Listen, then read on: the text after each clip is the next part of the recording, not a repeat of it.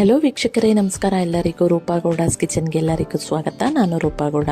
ಇವತ್ತು ನಾನು ಸಿಂಪಲ್ ಆಗಿ ಒಂದು ಚಿಕನ್ ಮಸಾಲಾನ ಪ್ರಿಪೇರ್ ಮಾಡಿ ತೋರಿಸ್ತಿದ್ದೀನಿ ಫ್ರೆಂಡ್ಸ್. ತುಂಬ ಈಸಿಯಾಗಿ ವಿತಿನ್ ಒಂದು 20 ಮಿನಿಟ್ಸಲ್ಲಿ ಈ ಒಂದು ಚಿಕನ್ ಮಸಾಲಾನ ನೀವು ಮನೆಯಲ್ಲಿ ಪ್ರಿಪೇರ್ ಮಾಡ್ಕೊಳ್ಬೋದು. ಇದನ್ನು ಹೇಗೆ ಮಾಡೋದು ಅಂತ ನಾನಿವತ್ತು ತಿಳಿಸ್ಕೊಡ್ತೀನಿ.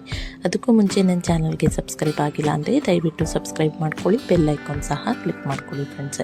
ಬನ್ನಿ ಈ ಒಂದು ರೆಸಿಪಿ ಹೇಗಿರುತ್ತೆ ಹಾಗೆ ಹೇಗೆ ಮಾಡೋದು ಅಂತ ನೋಡೋಣ. ಮೊದಲಿಗೆ ನಾನಿಲ್ಲಿ ಸಿಂಪಲ್ ಆದ ಒಂದು ಮಸಾಲಾನ ಪ್ರಿಪೇರ್ ಮಾಡ್ಕೊಳ್ತೀನಿ.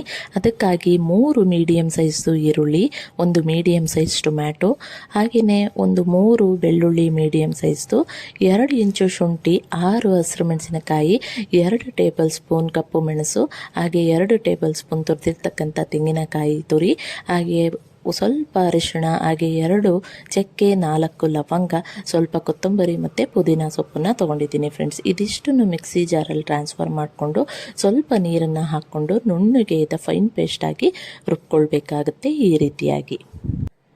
ಇವಾಗ ನಾನು 1 kgಯಷ್ಟು ಚಿಕನ್ನ ತೊಗೊಂಡಿದ್ದೀನಿ ಫ್ರೆಂಡ್ಸ್. ಇದನ್ನು ಚೆನ್ನಾಗಿ ತೊಳೆದೆತ್ತಿಟ್ಕೊಂಡಿದ್ದೀನಿ. ಇವಾಗ ಇದನ್ನು ಒಗ್ಗರಣೆ ಮಾಡ್ಕೊಳ್ಳೋಣ.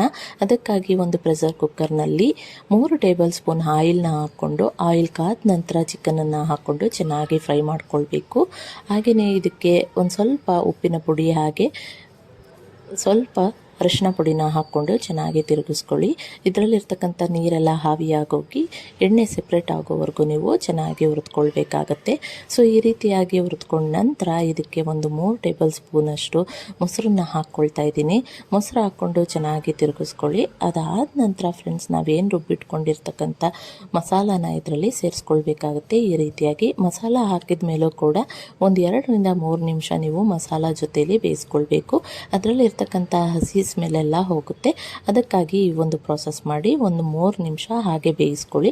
ಅದಾದಮೇಲೆ ನಿಮ್ಗೆ ಎಷ್ಟು ಕ್ವಾಂಟಿಟಿ ಬೇಕೋ ಅಷ್ಟು ನೀರನ್ನು ಹಾಕ್ಕೊಂಡು ಗ್ರೇವಿನ ಪ್ರಿಪೇರ್ ಮಾಡ್ಕೊಳ್ಬೇಕಾಗುತ್ತೆ ಫ್ರೆಂಡ್ಸ್.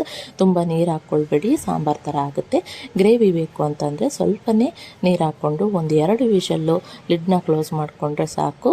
ನಮ್ಮ ಚಿಕನ್ ಮಸಾಲ ಸೂಪರಾಗಿ ರೆಡಿಯಾಗಿದೆ ನೋಡಿ ಫ್ರೆಂಡ್ಸ್. ಈ ರೀತಿಯಾಗಿ 2 ವಿಷಲ್ ಆದಮೇಲೆ ನೋಡ್ತಿದ್ದೀನಿ, ತುಂಬಾ ಚೆನ್ನಾಗಿದೆ, ತುಂಬ ಚೆನ್ನಾಗಿರುತ್ತೆ. ಮುದ್ದೆಗೆ, ಅನ್ನಕ್ಕೆ, ಹಾಗೆಯೇ ಯಾವ ಚಪಾತಿ, ದೋಸೆ, ಇಡ್ಲಿ ಯಾವುದ್ರ ಜೊತೆ ಬೇಕಾದ್ರೂ ಒಳ್ಳೆ ಕಾಂಬಿನೇಷನ್ ಆಗಿರುತ್ತೆ.